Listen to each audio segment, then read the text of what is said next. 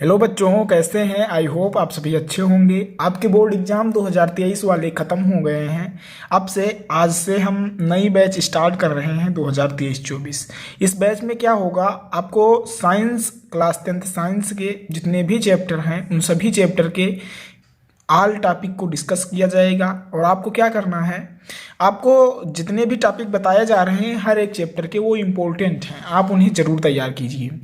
तो हम आज पहला चैप्टर डिस्कस करेंगे, चैप्टर 1 रासायनिक अपक्रियाएं एवं समीकरण। रासायनिक अपक्रियाएं एवं समीकरण को अंग्रेजी में क्या कहते हैं? केमिकल रिएक्शंस एंड इक्वेशंस कहते हैं। तो हम यहीं से शुरुआत करेंगे कि रासायनिक अपक्रिया क्या है।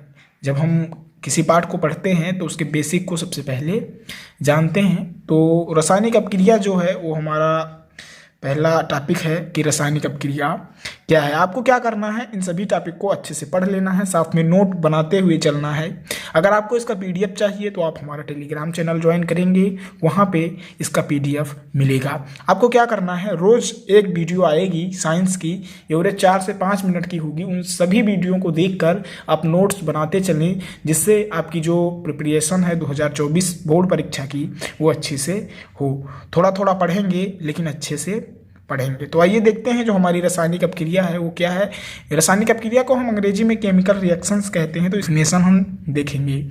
जब एक या एक से अधिक पदार्थों की परमाणु क्या होता है, जब एक या एक से अधिक पदार्थ के परमाणु पुनर्व्यवस्थित होकर एक या एक से अधिक नए पदार्थों का निर्माण करते हैं। क्या है इसकी जो डिफिनेशन है वो कुछ इस प्रकार है कि जब एक या एक से अधिक पदार्थ मिलकर परमाणु उनके व्यवस्थित हो जाते हैं तब क्या होता है, ये फिर से नए पदार्थ बनाते हैं। और वो नए पदार्थ एक या एक से अधिक हो सकते हैं। तो इसी घटना को हम क्या कहते हैं, रासायनिक अपक्रिया कहते हैं। बहुत ही आसान डिफिनेशन है इसकी। उदाहरण हम देखेंगे तो क्या होगा, दो पदार्थ हैं, सबसे पहले कार्बन, सी कार्बन है प्लस O2 ऑक्सीजन है। ये दो पदार्थ मिलकर एक नए पदार्थ का निर्माण करते हैं या एक से अधिक भी नए पदार्थ का निर्माण कर सकते हैं। तो इस प्रकार जो C plus O2 gives out CO2 carbon dioxide बना रहा है, तो ये अपक्रिया हमारी रासायनिक अपक्रिया हो गई। अब हम कैसे पहचानेंगे कि रासायनिक अपक्रिया हुई है? क्या हम कैसे पहचानेंगे कि जो रासायनिक अपक्रिया हुई है वो क्या हुई है? मतलब जो रासायनिक अपक्रिया हुई है उसमें क्या परिवर्तन हुआ है, इसको हम देखेंगे। तो क्या परिवर्तन होता है, अगर रासायनिक अपक्रिया होगी तो अवस्था में परिवर्तन होगा, उसकी जो स्टेट है उसमें परिवर्तन होगा, और उसके कलर में, रंग में परिवर्तन होगा, और गैस निष्कासन होगा। जब कोई भी अपक्रिया होती है तो उसमें गैस का निष्कासित होना अनिवार्य हो जाता है। उसके साथ साथ ताप में भी परिवर्तन होगा, और क्या परिवर्तित होगा, और अवक्षेप परिवर्तित होगा। तो इस प्रकार ये 5 परिवर्तन अगर आपको देखने को मिल रहे हैं तो आप जान जाएंगे कि यहाँ पे रासायनिक अपक्रिया हुई है। आई होप मैंने जो रासायनिक अपक्रिया की डिफिनेशन बताई और रासायनिक अपक्रिया की पहचान कैसे करना है ये बताया, ये आपको समझ में आया होगा। अब हम आगे बात करते हैं रासायनिक समीकरण का। रासायनिक समीकरण क्या है और इसको कैसे लिखा जाता है, ये इस पर हम बात करेंगे। तो हम सबसे पहले रासायनिक अपक्रिया को अंग्रेजी में क्या कहते हैं, केमिकल इक्वेशन कहते हैं। समीकरण को, रासायनिक समीकरण को केमिकल इक्वेशन कहते हैं। तो हम इसकी डिफिनेशन देखेंगे। तो इसकी डिफिनेशन बहुत ही आसान लिखा है मैंने।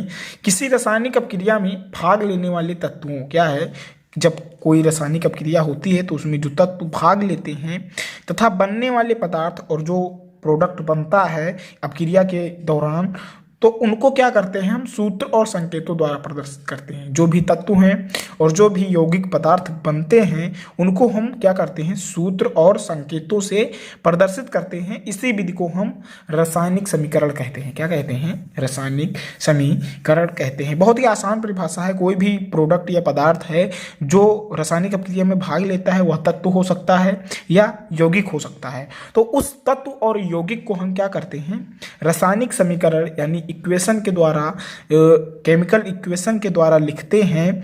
तो उसी को हम क्या करते हैं, कहते हैं रासायनिक समीकरण कहते हैं। इसका उदाहरण अगर हम बताएं आपको तो उदाहरण देखिए, hydrogen plus oxygen gives out जल। ये क्या है, ये हमारी अपक्रिया हुई। क्या हुई, हाइड्रोजन और ऑक्सीजन मिलकर जल का निर्माण करते हैं। अब इसी को हमने क्या किया, इसी को हमने सूत्र और संकेतों का प्रयोग किया। H2 क्या है, ये सूत्र हो गया। ऑक्सीजन O2 क्या है, ये सूत्र हो गया। और जल H2O मिलकर क्या बनाए, H2O। H2 और O2 मिलकर H2O बनाए। और हम क्या करते हैं, H2 गैस फॉर्म में है तो हम इसी का संकेत लिख देते हैं जी, गैसेस को हम जी लिख देते हैं। साथ में O2 भी गैस है तो जी लिख दिए, और H2O जल भी गैस के रूप में है तो जी लिख दिए। इस प्रकार क्या हुआ, ये जो हमारी अभिक्रिया हो गई वो रासायनिक समीकरण हो गई। क्या हो गई, रासायनिक समीकरण होगी। कैसे, H2 + O2 gives out H2O। हमने क्या किया, हाइड्रोजन को उसके सूत्र के द्वारा प्रदर्शित किया, और ऑक्सीजन को भी उसके सूत्र के द्वारा प्रदर्शित किया, और जल को भी उसके सूत्र के द्वारा प्रदर्शित किया। उसके साथ में हमने गैस लिखा, क्योंकि यह किस स्टेट में है, गैस है, ठोस है या लिक्विड है, इसलिए हमने क्या किया, ये गैस में है तो हमने गैस जी का संकेत का प्रयोग किया। इस प्रकार रासायनिक समीकरण हो गया। तो आज की इस वीडियो में हमने क्या क्या पढ़ा, हमने पढ़ा रासायनिक अपक्रिया क्या होती है, और रासायनिक अपक्रिया की पहचान कैसे की जा सकती है, और साथ में रासायनिक समीकरण पढ़ा।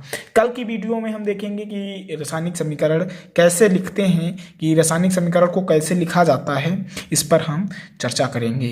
तो आई होप मैंने 3 चीज़ें बताई हैं, 3 टॉपिक क्लियर किया है। इसमें क्या क्या क्लियर किया है, रासायनिक अपक्रिया, रासायनिक अपक्रिया की पहचान कैसे करना है, और रासायनिक समीकरण। आपको इन तीनों को समझ लेना है और नोट्स बनाते चलना है। जब आप नोट्स बनाएंगे तो अपना नोट्स जो होगा उसे आप पढ़ेंगे तो अच्छे से आपको समझ में आएगा। आई होप मैंने ये जो 3 टॉपिक बताए हैं वो क्लियर हो गए होंगे। अगर आपको इसका PDF चाहिए तो आपको क्या करना है, टेलीग्राम चैनल को ज्वाइन कर लेना है। लिंक जो है वो डिस्क्रिप्शन में दिया रहेगा, आप उसको ज्वाइन करेंगे और वहाँ से PDF डाउनलोड कर लेंगे, और क्या करेंगे, उससे अपना नोट बना लेंगे। तो फिर मिलते हैं अगले वीडियो में, तब तक के लिए धन्यवाद।